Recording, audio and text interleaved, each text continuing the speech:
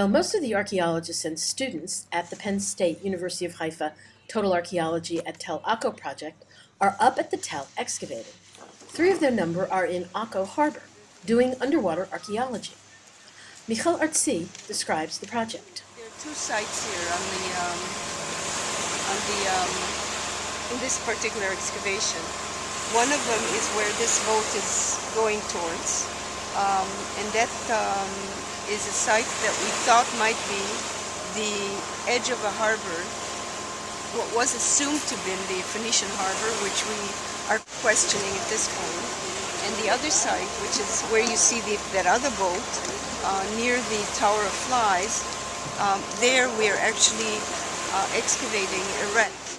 And the question is whether this is a wreck which was put there to make sure that the British don't enter this area, or the French don't enter this area, and it was sunk somewhere in the 18th century, or maybe the end of earlier.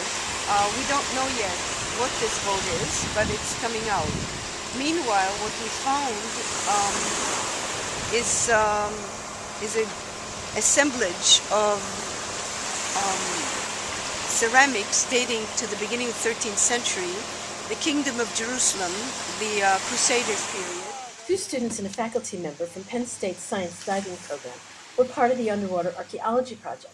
Tim White of Penn State explains what they did. The University of Haifa had what's called a SubBottom Profile done in the harbor around the Tower of Flies. So what we've been doing is excavating a series of trenches that we position based on these bottom profiling, and trying to locate what the Haifa archaeologists have thought might be a Phoenician harbor.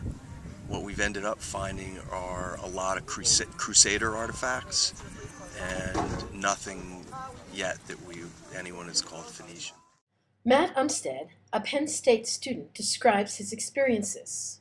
I thought it was a great experience, especially for my first time. I felt like we got a lot of dives in. I know personally I got over 40 dives in over the past 3 weeks, so we got plenty of underwater time, and it was a lot more work than I was anticipating, moving rocks and things like that under the water, but it was a whole new experience, which was good. The temperature of the water in Akko Harbor was 87 degrees. It was like bath water plus some jellyfish. So. And of course, divers bring up artifacts. It's a little bowl.